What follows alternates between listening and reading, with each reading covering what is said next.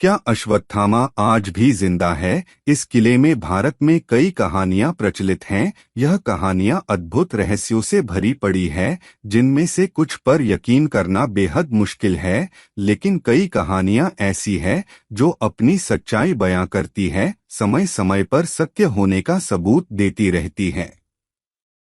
आज हम आपको एक ऐसे ही रहस्यमय व्यक्ति के बारे में बताएंगे जो पिछले 5000 सालों से जीवित है और समय समय पर वह अपने होने का संकेत हमें देता रहता है।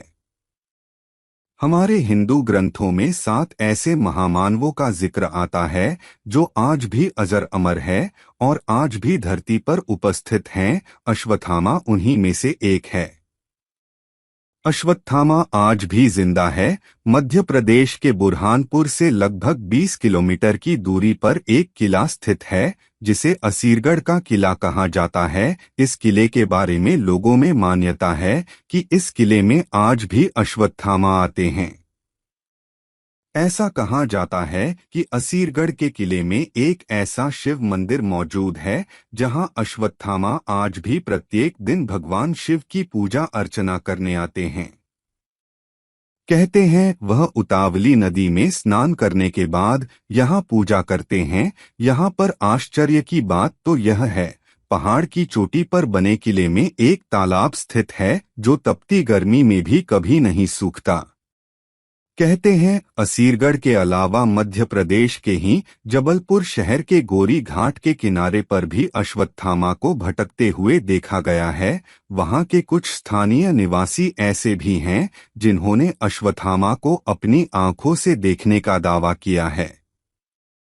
वह बताते हैं कि अश्वत्थामा के माथे से लगातार खून बहता रहता है, जिसे रोकने के लिए वह लोगों से हल्दी और तेल की मांग भी करते हैं। उस गांव के कई बुजुर्गों का मानना है कि जो व्यक्ति एक बार अश्वत्थामा को देख लेता है, उसका मानसिक संतुलन बिगड़ जाता है। हमारे वेदों के अनुसार अश्वत्थामा को उन अष्ट चिरंजीवियों में से एक माना जाता है जो आज भी अमर है और इस धरती पर मौजूद है और समय समय पर अपनी मौजूदगी का एहसास हमें कराते रहते हैं। लेकिन अगर यह सिर्फ मिथक है तो वो कौन है जो हर सुबह मंदिर का ताला खुलने के पहले ही शिवलिंग की पूजा कर कर चला जाता है? हर दिन शिवलिंग पर ताज़ा फूल और जल चढ़ा मिलता है। सूरज ढलने के बाद असीरगढ़ के इस किले में किसी को रुकने नहीं दिया जाता। सब जगह ताले लगा दिए जाते हैं, पूरे किले को बंद कर दिया जाता है। तो फिर वहां कोई कैसे आ सकता है? यह तभी ही संभव है जब किसी के पास दिव्य शक्तियां हों। जिन लोगों ने अश्वत्थामा को देखा है, उनका कहना है अश्वत्थामा किसी आम इंसान की तुलना में काफी बड़े हैं। उनका कद काफी ऊंचा है, शरीर पर गहरे जख्म है, वह कोढ़ रोग से ग्रसित है, उनके माथे से लगातार खून बहता रहता है। ऐसा कहा जाता है यह घाव महाभारत के समय के हैं। वह आज भी जंगलों में भटककर श्री कृष्ण द्वारा दिया गया शाप भुगत रहे हैं। अश्वत्थामा के साथ ऐसा क्या हुआ जो वो आज भी जिंदा है, भटक रहे हैं? जब अश्वत्थामा का जन्म हुआ तब उनके गले से घोड़े की तरह हिनहिनाने जैसी आवाज निकली, जिसके कारण इनका नाम अश्वत्थामा पड़ा। जन्म से ही अश्वत्थामा के माथे पर एक अमूल्य मणि विद्यमान था जो उन्हें दैत्य और देवताओं से निर्भीक रखता था। महाभारत के युद्ध में अश्वत्थामा ने अपने पिता गुरु द्रोणाचार्य की भांति कौरवों का साथ दिया। अश्वत्थामा एक वीर योद्धा था जिसने महाभारत के युद्ध में अपना पराक्रम दिखाया, जिससे पांडव हारने लगे।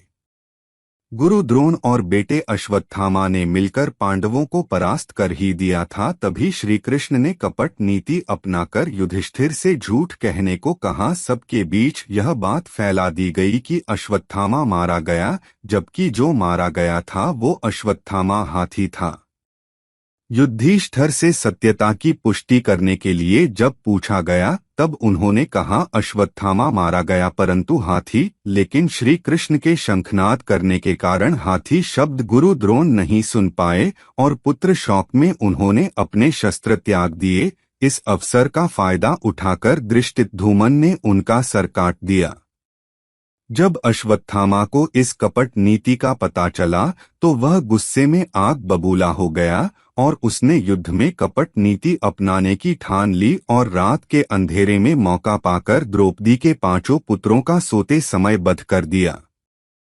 जब अर्जुन क्रोध में आकर अश्वत्थामा का पीछा करने लगा तो अश्वत्थामा ने अर्जुन पर ब्रह्मास्त्र छोड़ दिया। अश्वत्थामा ब्रह्मास्त्र छोड़ना तो जानता था लेकिन लौटाना नहीं, इसलिए इसे रोकने के लिए अश्वत्थामा ने ब्रह्मास्त्र को अभिमन्यु की पत्नी उत्तरा के गर्भ की ओर मोड़ दिया।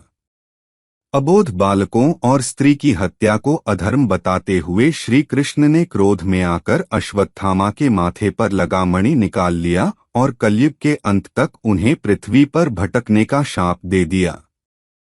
मणि निकल जाने से अश्वत्थामा की सारी शक्तियां चली गई कहते हैं। तब से लेकर अब तक अश्वत्थामा के माथे से लगातार खून बह रहा है।